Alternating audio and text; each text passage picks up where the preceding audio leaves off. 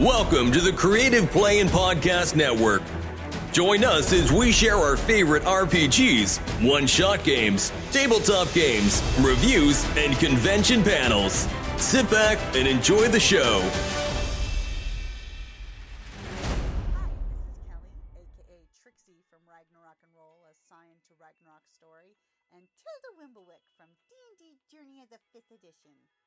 First off, I would just like to say thank you to everyone for listening to our varied adventures, as well as for rating us on iTunes and rpgpodcast.com. If you haven't rated us yet, we would greatly appreciate it if you could.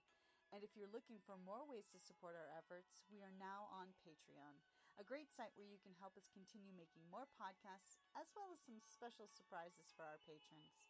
If you can, please look us up at www.patreon.com/cppn. Every little bit helps. And again, thank you for listening. Well, good morning, everyone, and welcome to our panel, Finding Inspiration. And I would like to introduce myself. I'm Sharon Skinner. I'm the author of, I think at this point, 9 published novels, 2 collections of short stories, a picture book, and a few other assorted oddities. And I'm also a certified book coach. And I also write for across ages, categories. So I write picture books all the way up to adult. And I am the regional advisor for the Society of Children's Book Writers and Illustrators here in Arizona. So if you write for children or want to write for children, come see me about that as well. And with that, I will pass that to my left. All right, much shorter resume. So I just published my first poetry manuscript. It's got poetry and prose with Brick Cave Media, who is also Sharon's publisher. Just here to share, excited to share with you all, get to know everybody, and have a good time. I don't really know what else. I'm Kristen Murbath. I also write as KS Murbath. I have 5 published science fiction novels, and my latest is the space opera, the Nova Beta Protocol trilogy, which is about a family of smugglers trying to prevent their system's first interplanetary war. And the final book in the trilogy just came out last December, so it's finished. If you want to binge it or savor it, at your will. My name is John Horner Jacobs. I'm the author of, I think, 11 novels.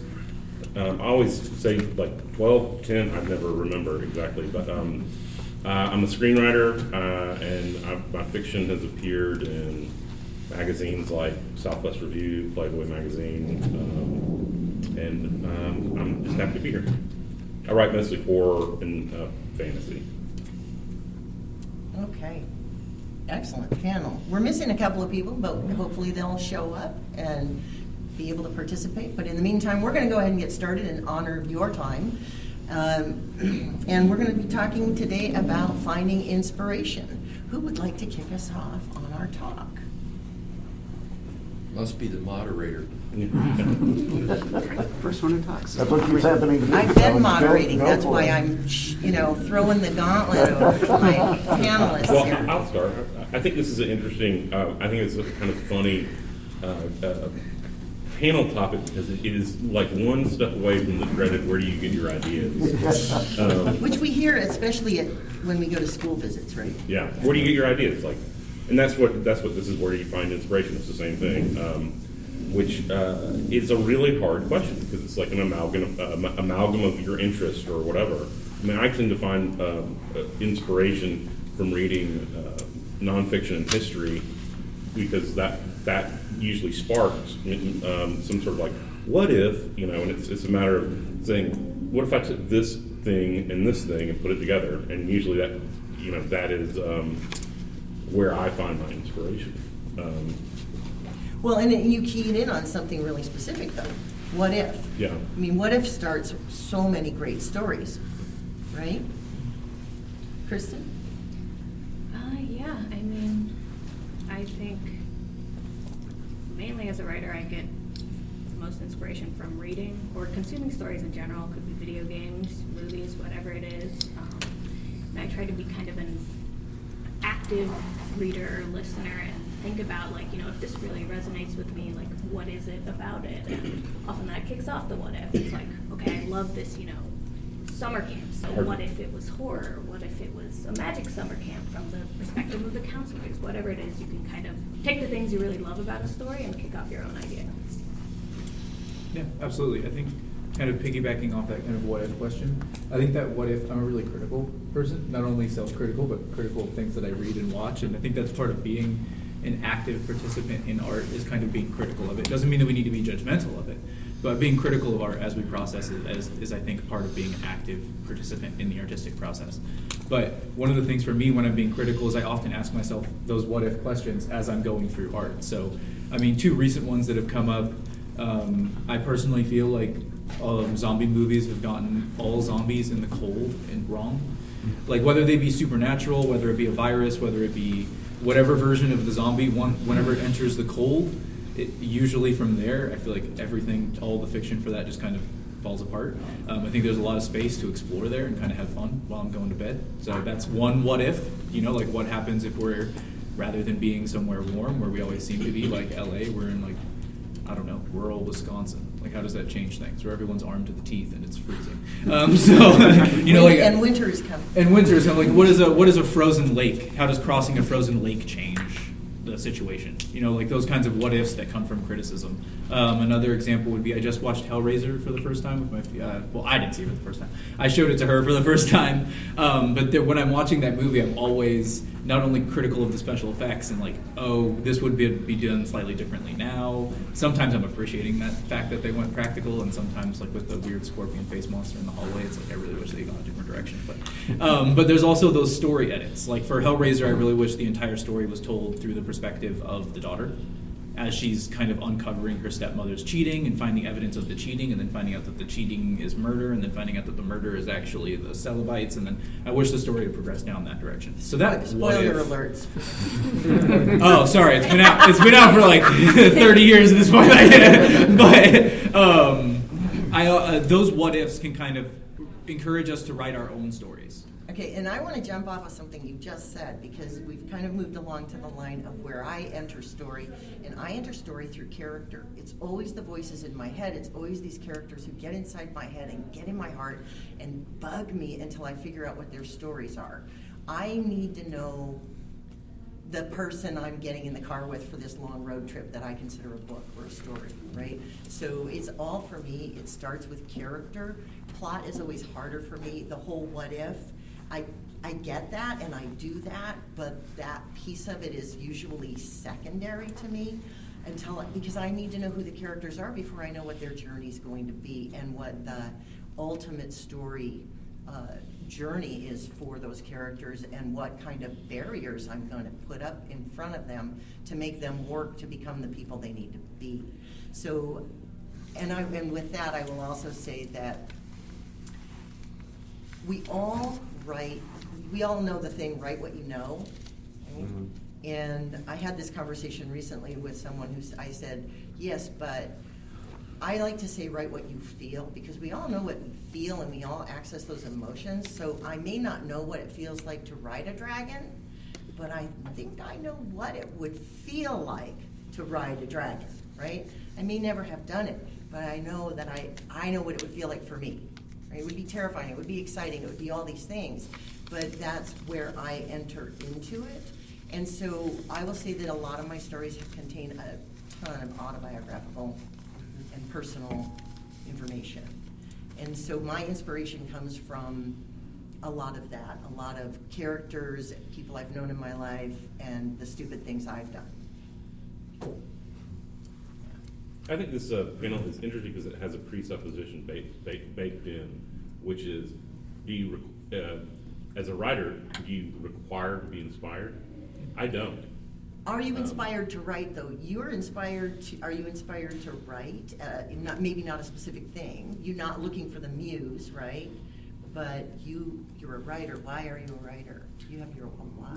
Right. I mean, it's, most writers become writers because they've had a formative reading experience in their life, and it changed them. For hopefully for the better. But my point is, I'm just. I do think I'm just throwing that question out there. I do really have to be. Well, here it is. As a writer, my relationship to my work is far longer than yours. Like as an audience, yours is. So you might read a book in a day, right? But it takes me anywhere from 10 months to a year to write a book. And so my relationship to that work is over a long period of time. And so I have to be, I have to choose subjects that really do inspire me or excite me, that I want to write about, because it's a relationship I have. And then if once it gets published, I also have the relationship to it of always having to talk about it. So it's important, I think, that you are inspired, but you don't have to be. I know a lot of writers who are just like, no, I'm a worker.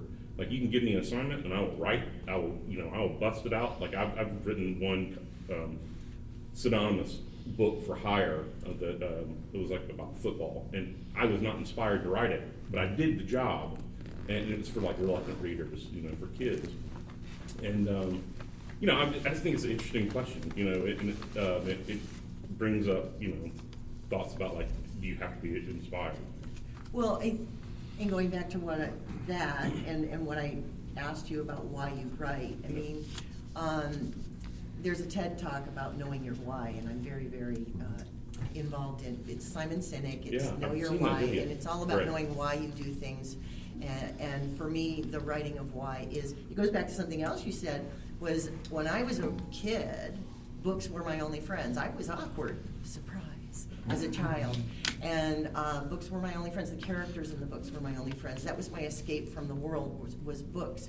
My goal is to reach out and have readers have that experience with my books, that they find that solace or that encouragement or that support or that safe zone within the books that I'm writing, right?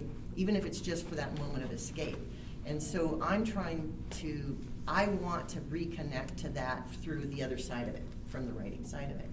So I'm always inspired, yes. Yeah, the subject is super fascinating for me because I'm a ghostwriter, and so for me the story is set.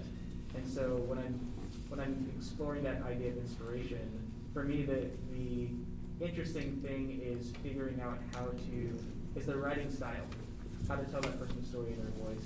I'm really curious as fiction writers, is there inspiration in terms of the way that I'm going to tell this story, the writing style, the storytelling aspect of it, that being a source of inspiration more so than the narrative or the plot? Ooh, that's a good question. Yeah, so I love story mechanics and like the ways in which stories are told. It started for me with Balto, which is like just super arbitrary, but it has bookends on the ends of it. So that's where it kind of started for me. I do enjoy that, and like House of Leaves and things that kind of challenge the way that things are supposed to be written, or the way that a book can be formed and that kind of thing. So that's kind of an area where I totally differ from Sharon, right? Like, so a lot of times the structure that you choose will kind of force the characters and the narratives and the voices that you choose. So that's actually where I would go back to an answer that you said, where if you're talking about playing with forms, it's going to be really about exposing yourself to as many different forms as possible, right? Because if you're looking for different shapes for a story, you're only as familiar with as many shapes as you've seen. Otherwise, you're going to be trying to invent new shapes. And as a ghostwriter, I'm not entirely sure that's efficient. If every time you're trying to sit down to write a story, you're trying to find a unique shape to fit a particular narrative, it might be a little bit easier if you might are more familiar with other narrative shapes than from exposing yourself to. Yeah, it's kind of like finding their writing style. Like, this person speaks kind of like Hemingway, so I need to write just like Hemingway. Or this person has more of a Faulkner, like they're more flowy. Yeah. So it's like finding the right design style more so than the right narrative structure to fit it in. That makes it interesting. It's like, I have to write this voice. Yeah, is that a method of inspiration, or would that be more a method of diagnosing? Would that be more like a diagnosis? I feel like it's a diagnosis, but then it's also, I think of it kind of like being a cover band. But for writing, yeah, like I need to be able to effectively write in that style. But that's interesting to figure out how to. It sounds like you take your joy in puzzling out how to do that, though. Right. So you're coming at the writing as a ghostwriter from a slightly different direction than we are. You're still telling a really good story, although some of that is set forth for you, but your joy sounds like you're coming at it from figuring out how to tell it in the resonant way, in the right voice, right? And have it be compelling and engaging at the same time. Right. And so I'm curious, that's exactly it. So I'm curious if that's part of the process that you guys go through as well, that aspect of it. particularly for things like a hero's journey, it's like, okay, this hero's journey's been told, that structure's been told over and over. What makes it interesting when you get beyond some of the patterns that are already there? I think for me personally, in answering your question, I don't know if I take inspiration from other people's physical prose, like the way in which they write, like form an individual sentence, as much as I do try to avoid writing like certain authors. Either because they may be too popular or because I really don't like the way they write, so that is more often the case for me. I think that was more common for me maybe in finding my voice, where I was trying to, or sounding like other authors, or trying to replicate patterns of other authors' speech while I was still finding my voice. But I think in poetry, because I'm a poet as well mainly, that process forces it out earlier. A lot of times through performance and things like that. Like if I write a poem like Bukowski and then I go perform it like Bukowski, it's going to be really obvious that I'm doing Bukowski. Right.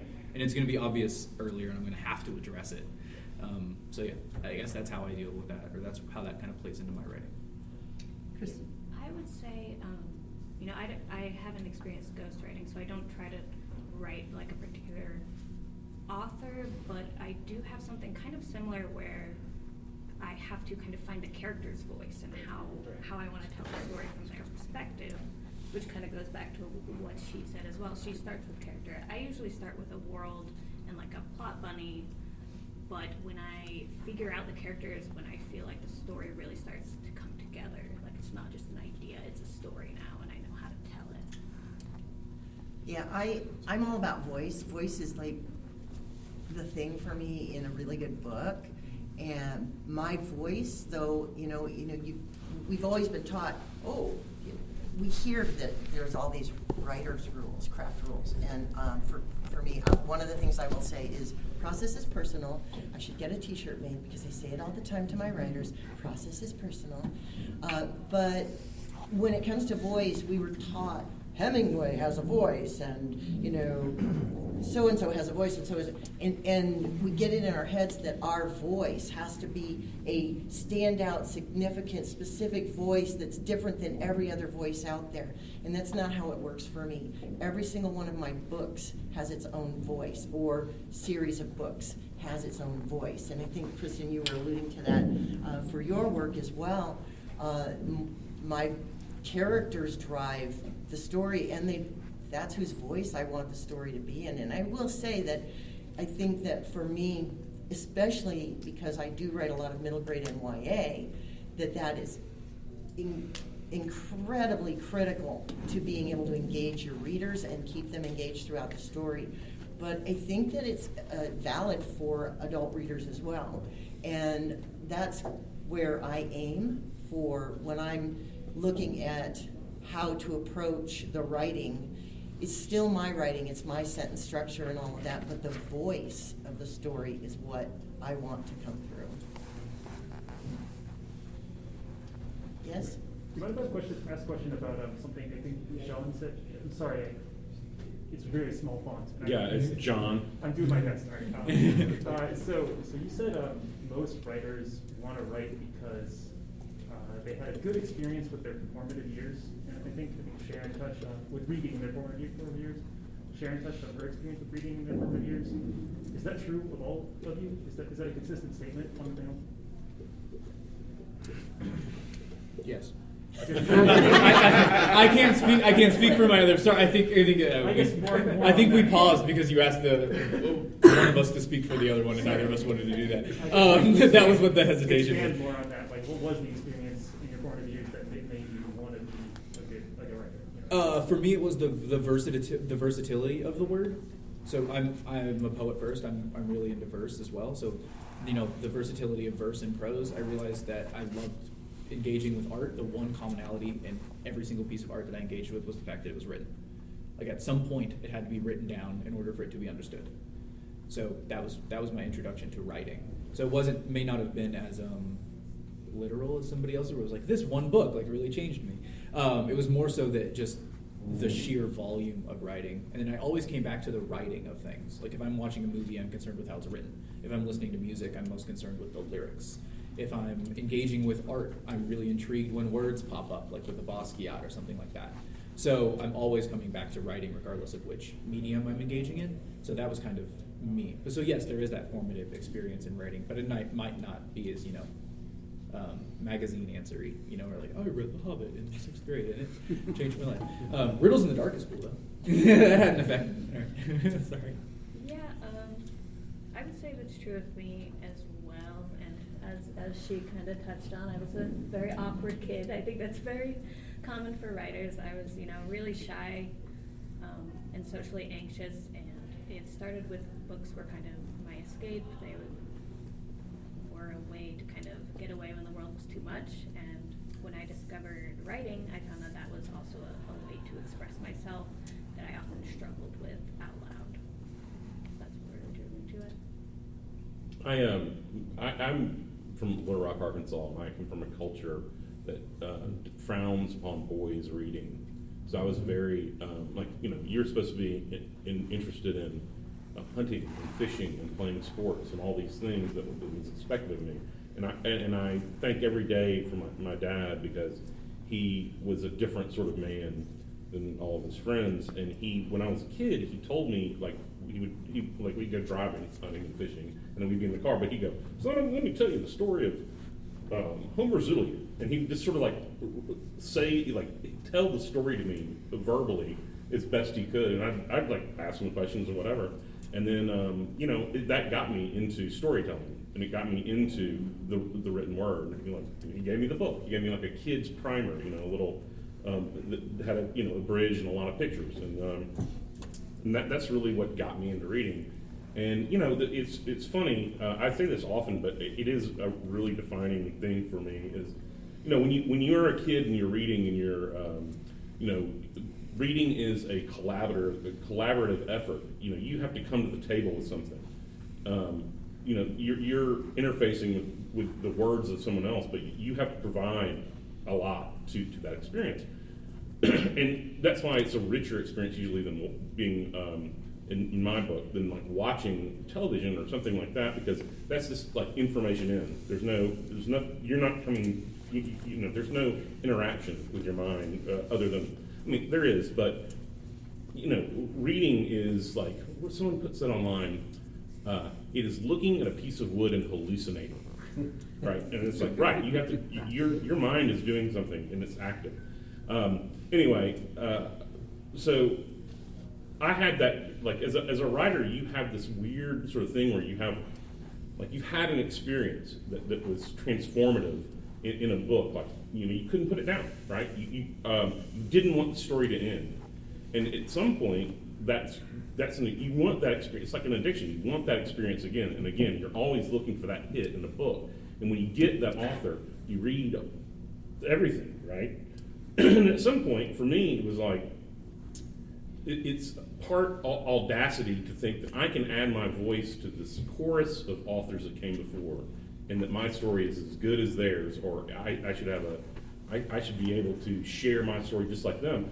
But you've got to have, it's funny, you have to have this ego, a little bit of ego to attempt it. But then you have to be humble about it through the process.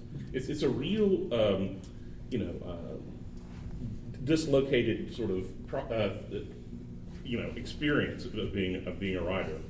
I'm always trying to fumble towards the exact definition of what the life of a writer is and what the meaning of being a writer is, but usually it's just sort of adding your voice. I think adding your voice to the chorus of writers who came before and trying to give someone the formative experience that you had that made you want to write.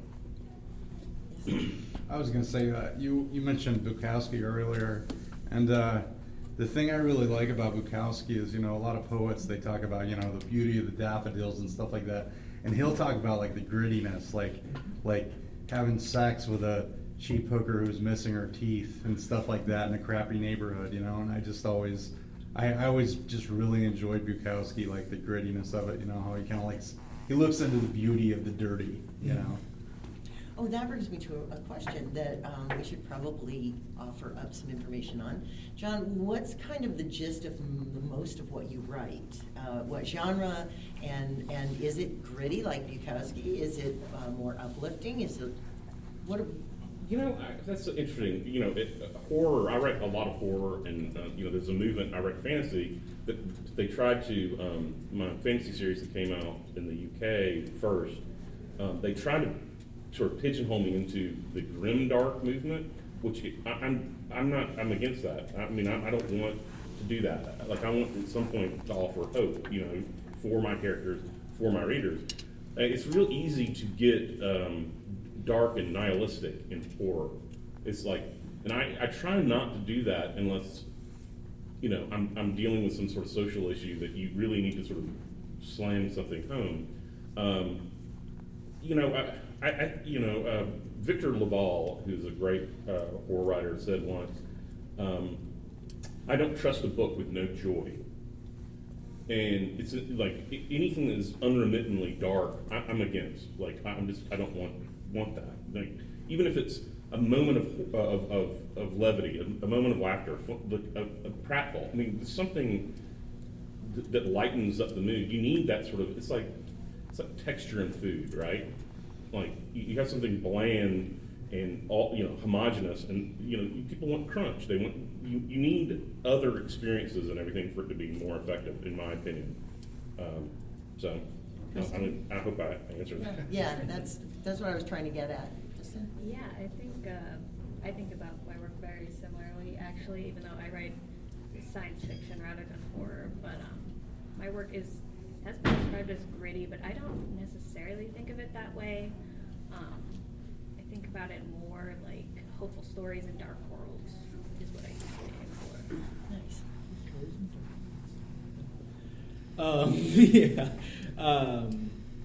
Yeah, I guess mine would be dark stories, hopeless worlds, with light silver linings. I think, kind of like was saying over there, if we're thinking about it, like texture and food, the Nestle Crunch Bar. I think a lot of modern poetry has a tendency to really double down on the trauma and the reliving all of that on stage. So that's kind of a modern trend. I do think it's important to try to be humorous, especially when, like, satire is really important and it's effective for a reason.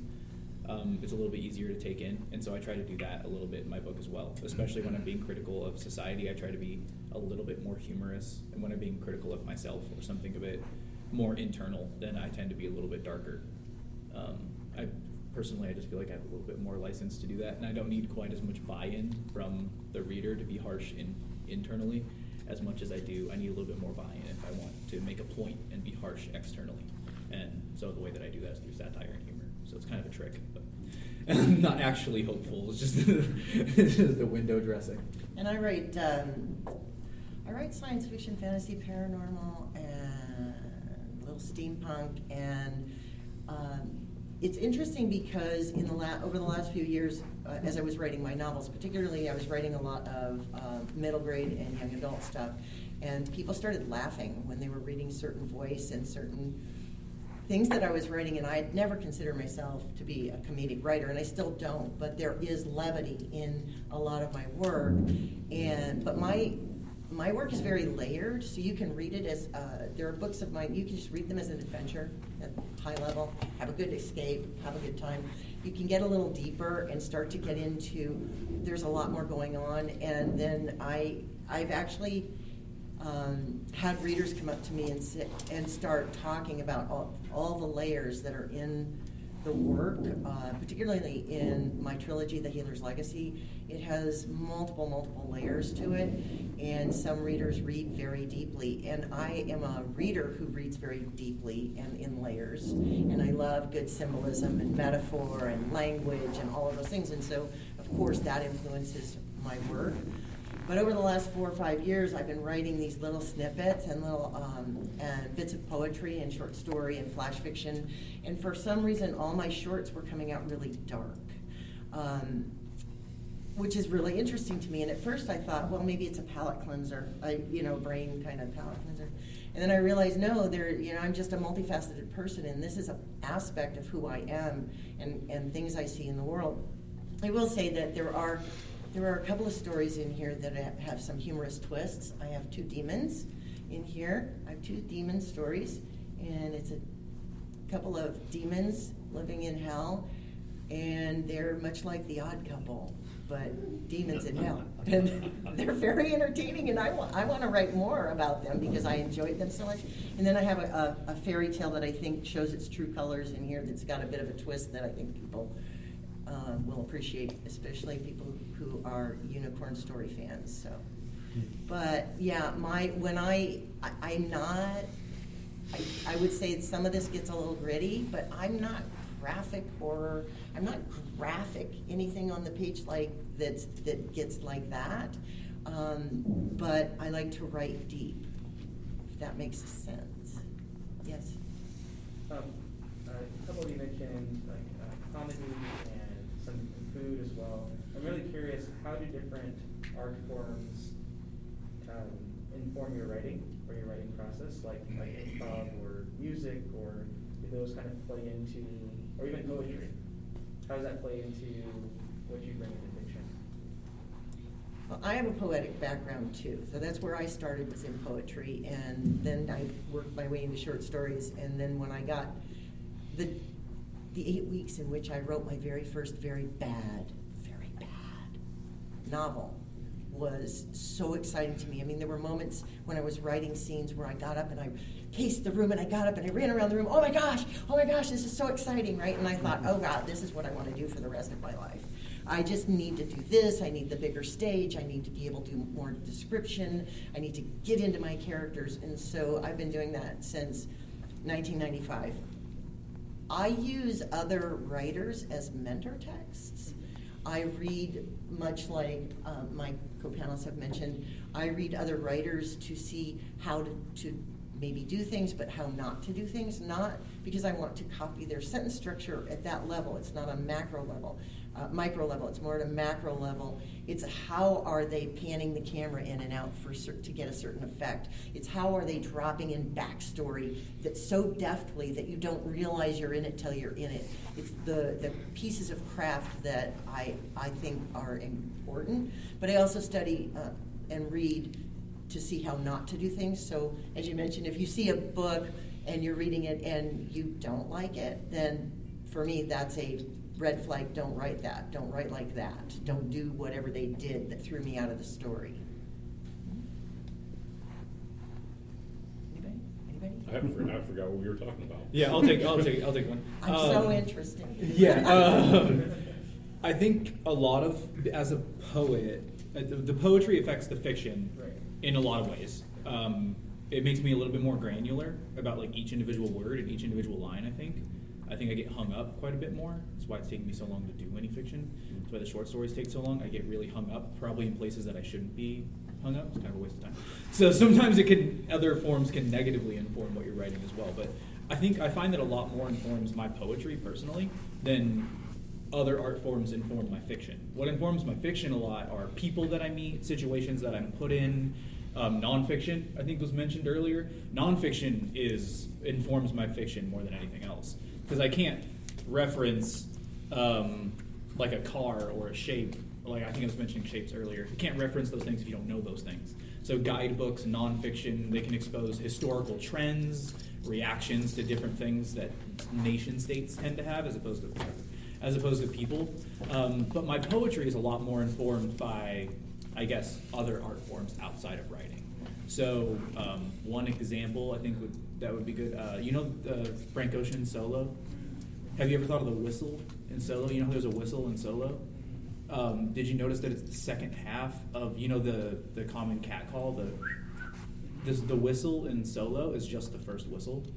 It's just because the whole song is about how he's looking for someone to call to. So like those things can kind of inform opportunities that we might be missing in our own mediums, right? Like what opportunities are we missing in descriptions of ourselves within the book? Like we all put author descriptions in our book. What instances of characterization for ourselves might we be missing when we put those things in, right? So there's opportunities. It informs missed opportunity a lot, So that's super. I'm gonna be thinking about that whistle thing. Oh yeah. I guess mine isn't quite as deep. But if we're talking about drawing inspiration from other art forms, I tend to be inspired a lot by video games as well as a gamer. I think they do really fascinating things with storytelling and especially with world building, because like games tend to kind of drop you in and they're like, here's this world, we're not going to tell you much, you live here now, good luck. And they can't rely on like info dumping with a bunch of text because gamers are just going to skip past that. They don't care. So instead it has to kind of feed you little tidbits of lore and world building in a natural way as it comes out throughout the story. And I try to incorporate that into my own work because I think it's really fascinating and it helps just make the world in a book feel deeper and more natural. I would say that I'm heavily influenced by music in my writing. I was a musician to start with in my 20s and all the way up until I was about 40. I was a regional touring musician, and I think it was me writing songs and like playing them live, and people would like I'd see people who had seen me before singing along that gave me the confidence to write. It was like I can create things that people want and are engaging with. So it's not only inspired me like on this career path, but I tend to write about music quite a bit.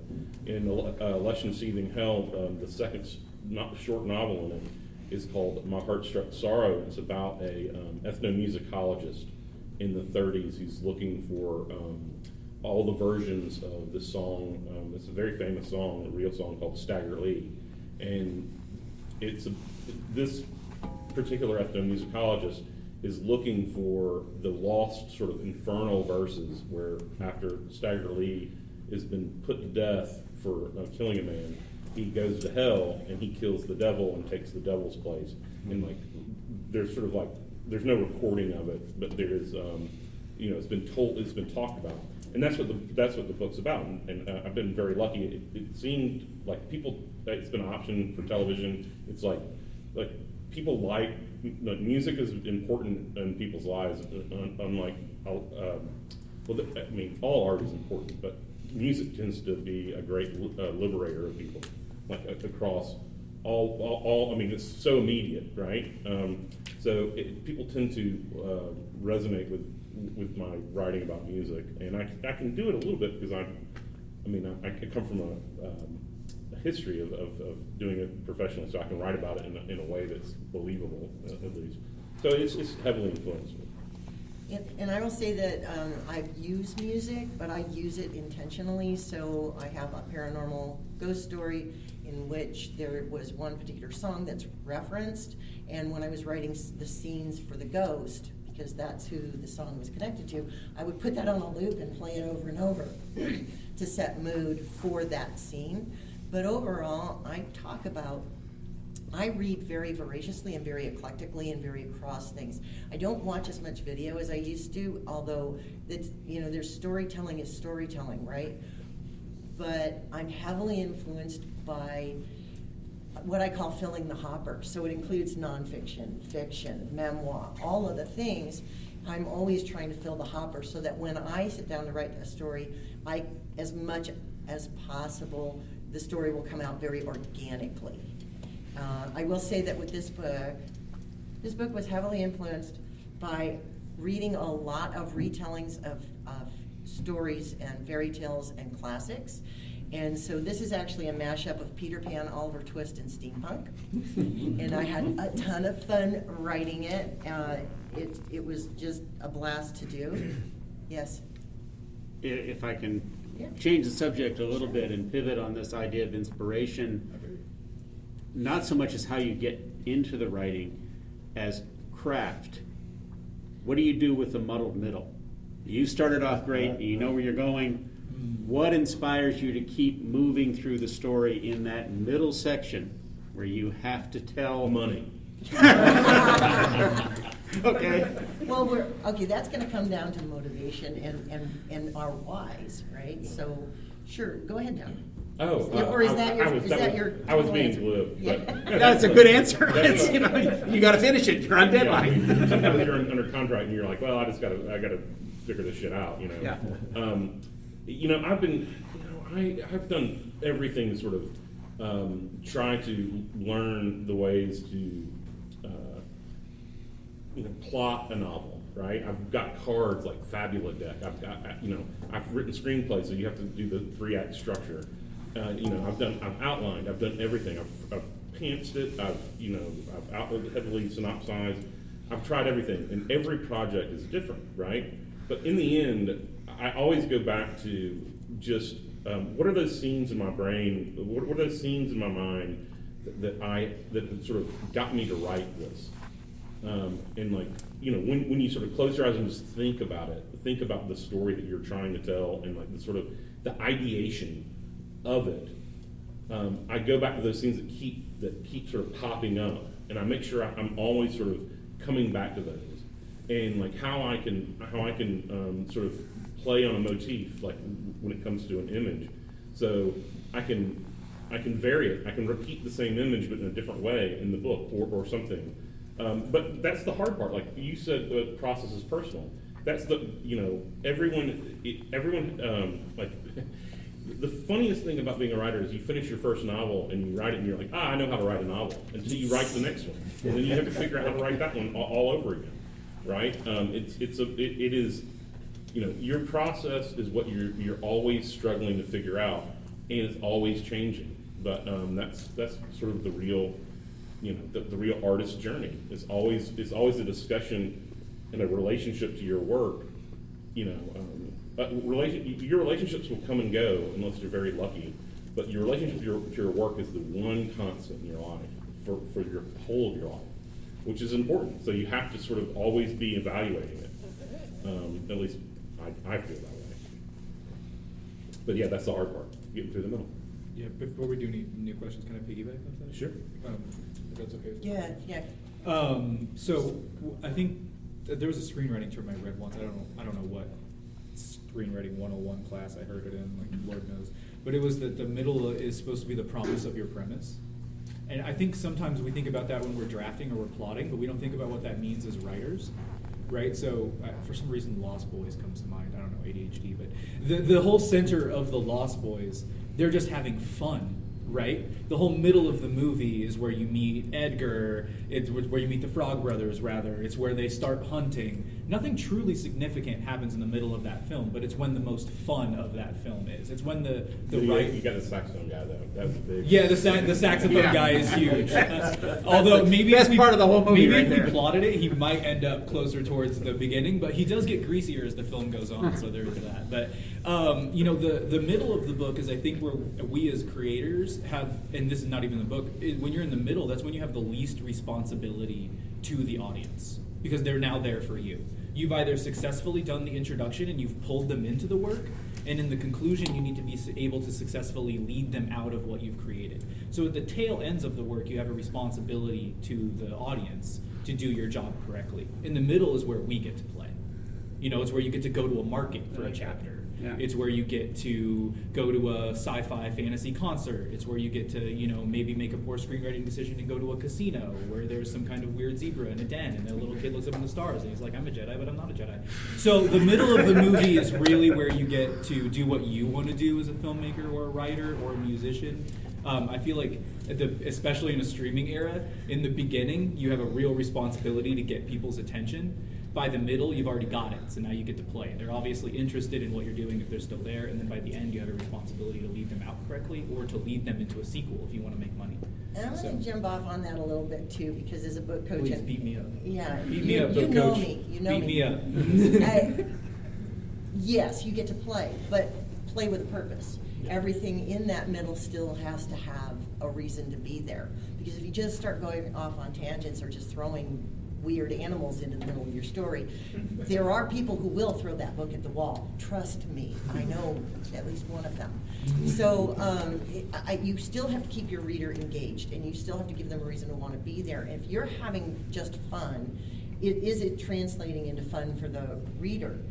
Is key, right? So what's that saying? No tears in the writer, no tears in the reader.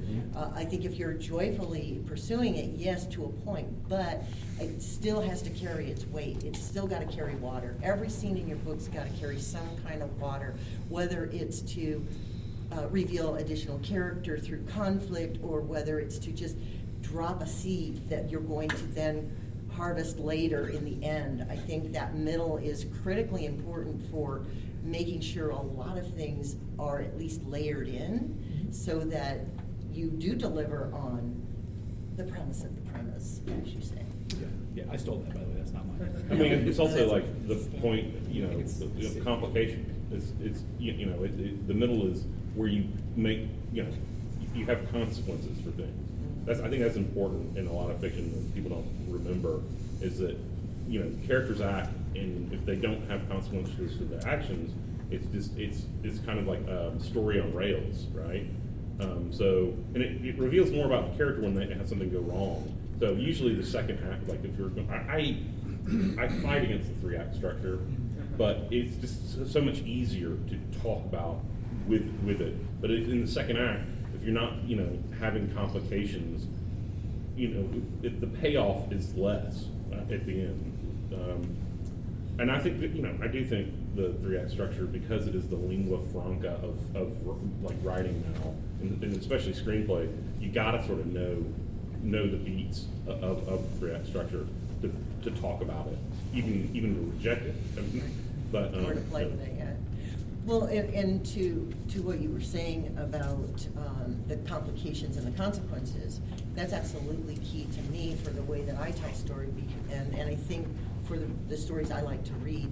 And it's the whole idea of action, reaction, consequence, and then choice, right? So then they have to make another choice. So they have to make another action, right? Choice or action. And so there's that 3 kind of circular thing where there's something happens and the character has to make, or it's a situation and the character has to make a choice, and that has a consequence, and it creates a situation, and they have to make a choice or take an action, and that circular, that kind of rolls the reader along through that middle, and I think that's really important.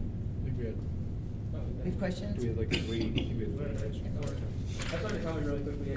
It's funny hearing that, because in memoir writing, it's the exact opposite. The middle is the easiest to write, because the beginning you have to introduce everybody and like get to know like their backstory, their background. The middle is just like, in the memoir, it's just like, okay, what is their plan, or what are they trying to do? Like, what's their work? What are they executing?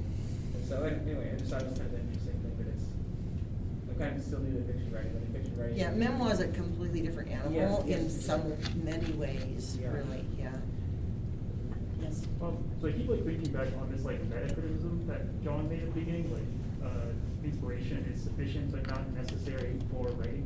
Like you say, you get an assignment and just do the assignment and you're okay with that. You get paid, I guess, but if that was your job, would you find it a job, or because for me it kind of makes sense, because when I was in school, I hated doing reading and writing, honestly. But if I got a math problem, I was like, I'm good at this, I enjoy this, I'll do this, and that was good, and then you end up getting rewarded.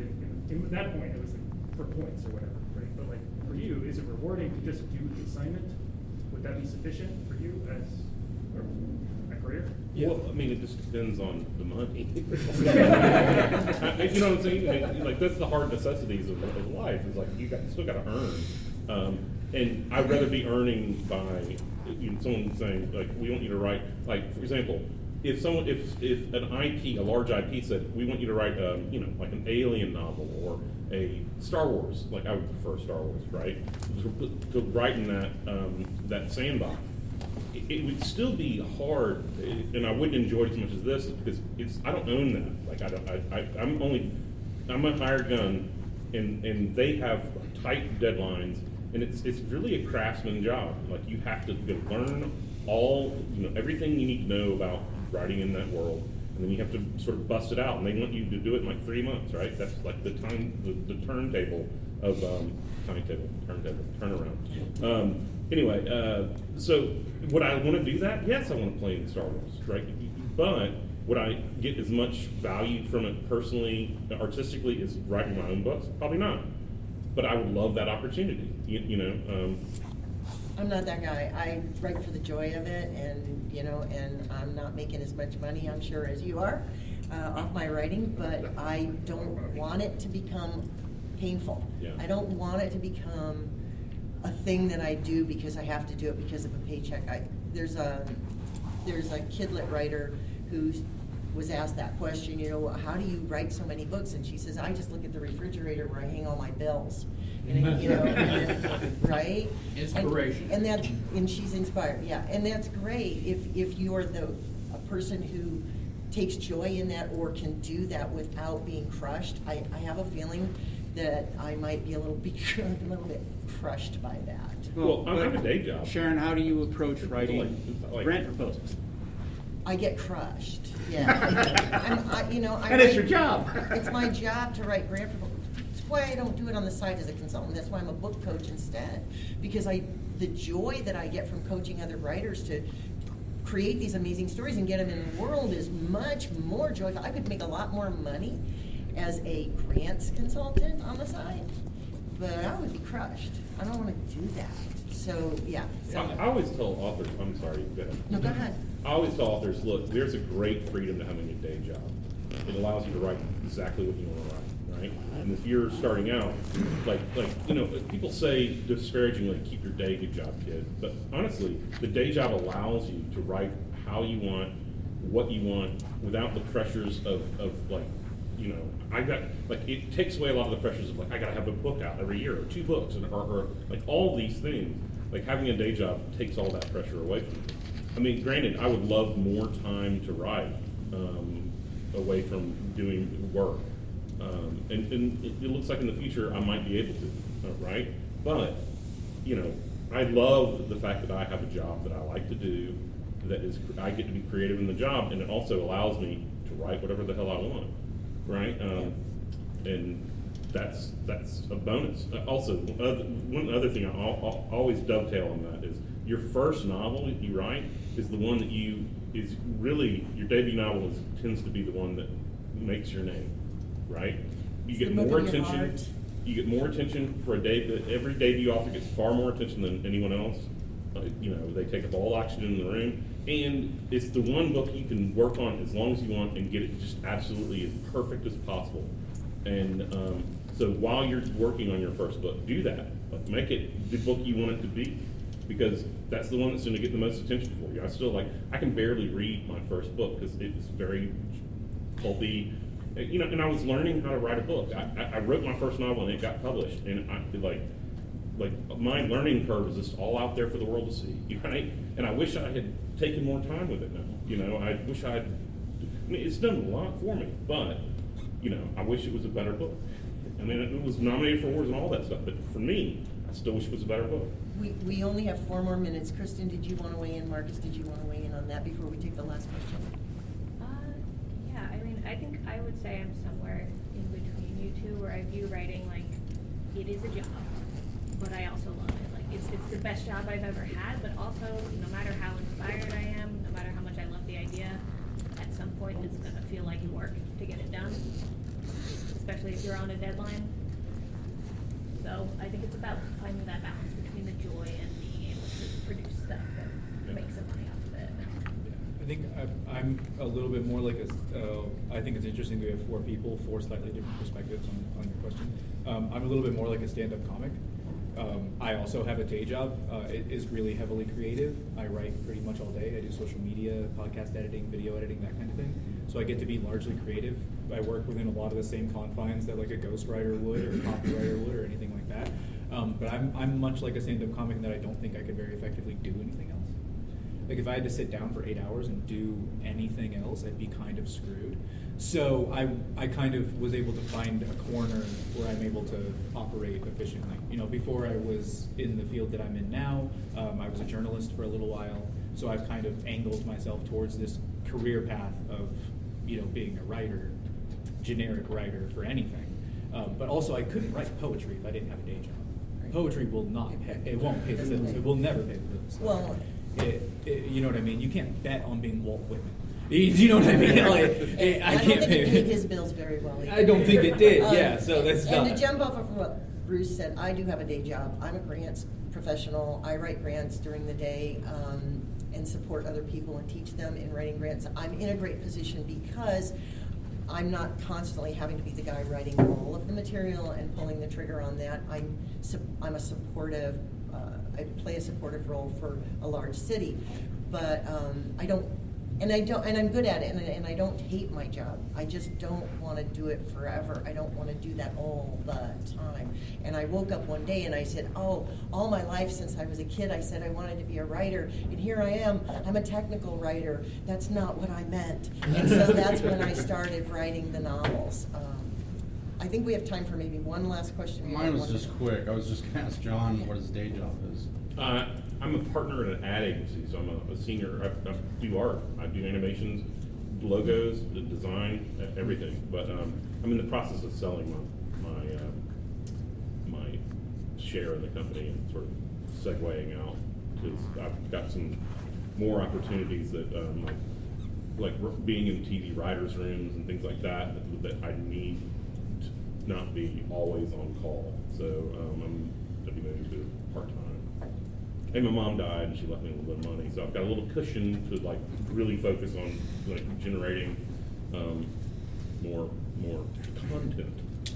So I hate that. with that, 2020 part. thank you so much for being here. Thank you to our fine panelists. Everyone's got books in the bookstore, so if you were intrigued by anything we said or might want to find out more about how we write, please pick up our books, and thank you all.